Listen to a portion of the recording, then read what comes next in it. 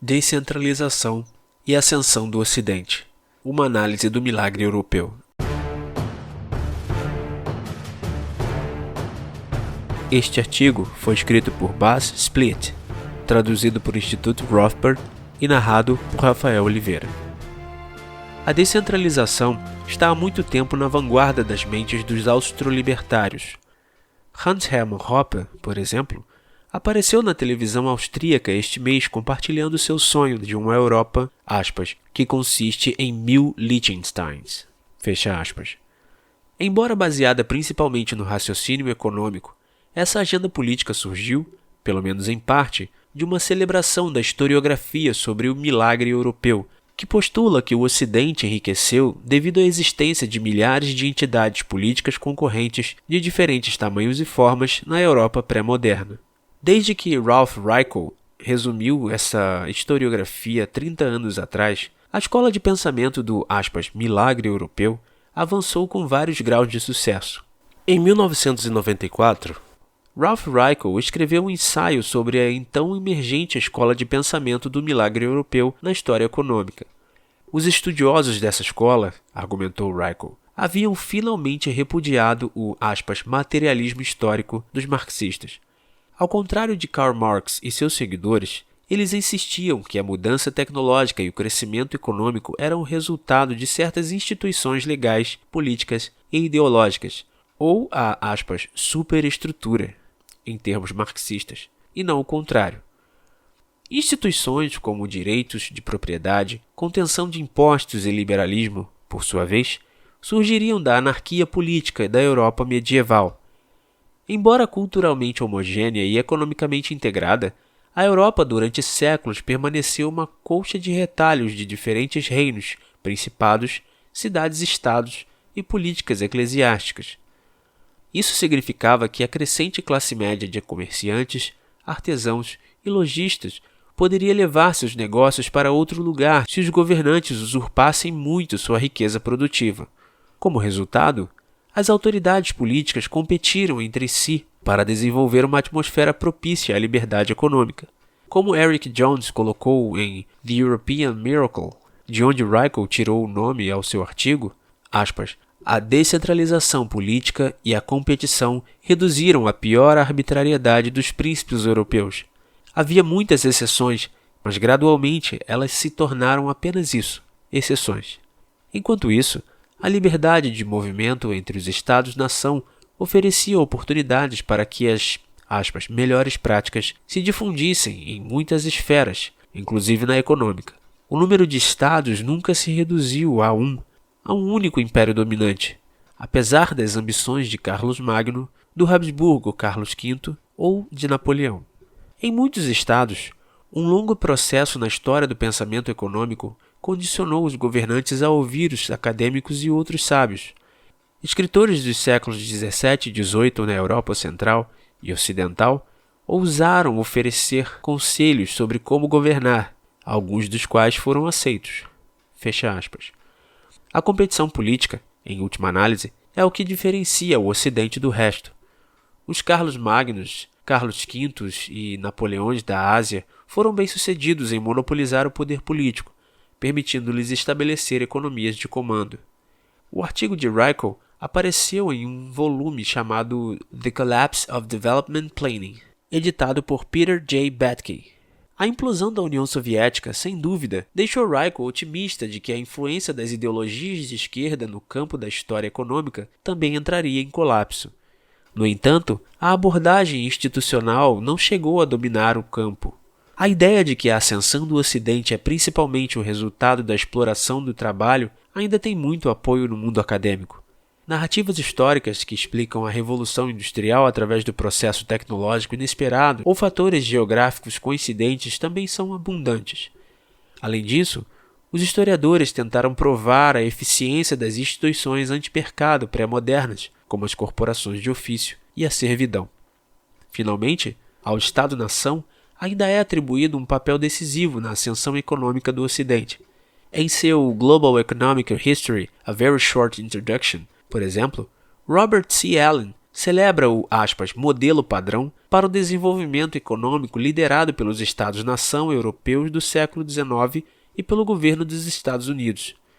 Influenciados por Friedrich List e Alexander Hamilton, as 4 políticas estatais supostamente, aspas, bem-sucedidas, segundo Allen, foram investimentos em transporte e educação de massa, bancos centrais e tarifas.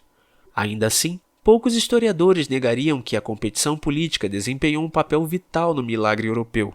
Niall Ferguson, por exemplo, incluiu a competição como o primeiro de vários, aspas, aplicativos assassinos do poder ocidental, fecha aspas, em seu popular livro de 2011, Civilization: The Six Killer Apps of the Western Power.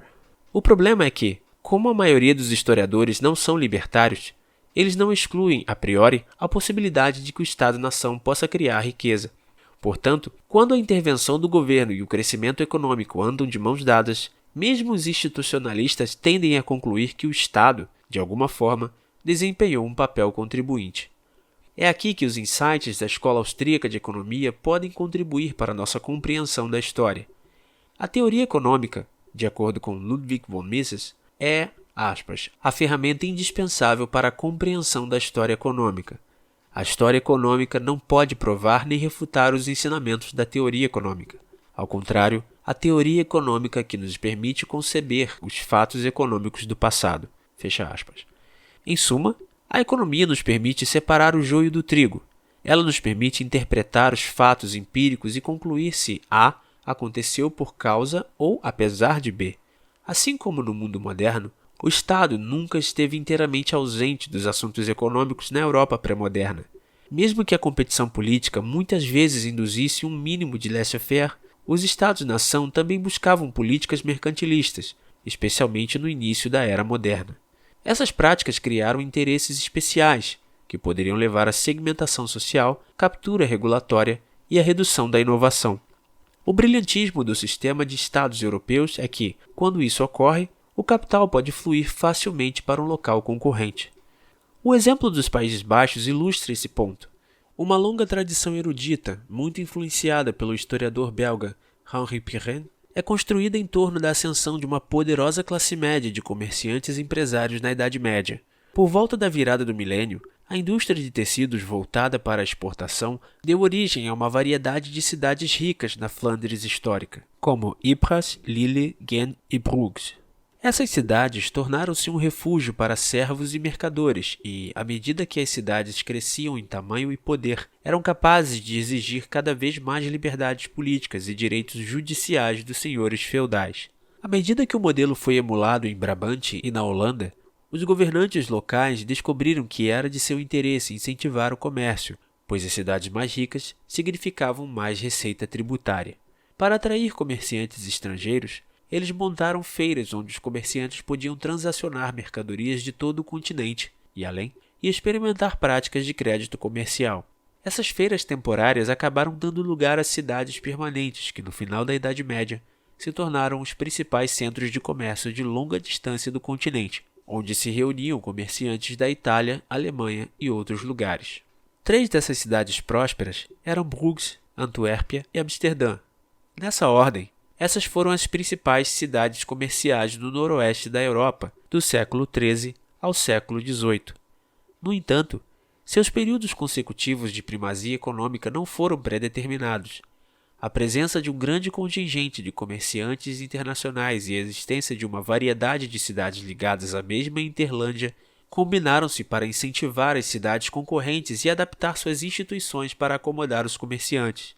Os magistrados da cidade muitas vezes se abstiveram de impor regras e, em vez disso, recorreram a instituições relacionadas à intermediação, resolução de conflitos e seguros que desenvolveram espontaneamente entre a população mercantil. Isso permitiu que as melhores práticas surgissem no mercado de ideias que foram codificadas em leis locais e internacionais mais tarde.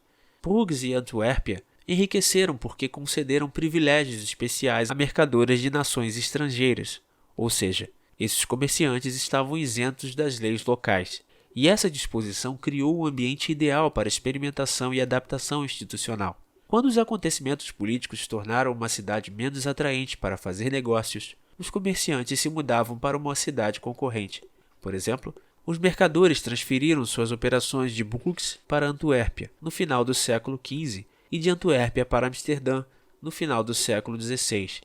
Em suma, os comerciantes estrangeiros eram privilegiados sobre os comerciantes locais dos Países Baixos do Sul. O magistrado de Amsterdã, em contraste, optou por tratar todos os comerciantes, locais ou estrangeiros, igualmente. Relativamente falando, a República Holandesa foi um farol de liberdade política, econômica e religiosa no século XVII, e a Holanda, em particular, experimentou um boom econômico na Idade de Ouro holandesa.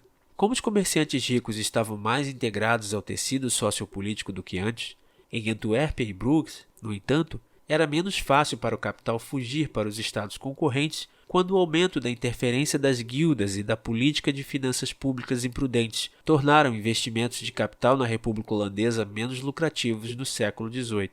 Portanto, o capital fluiu para setores lucrativos, mas menos produtivos, como investimentos coloniais, comércio de escravos e empréstimo de dinheiro a reis estrangeiros.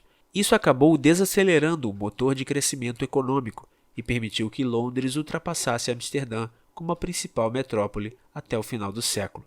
O link para este artigo está na descrição. Obrigado.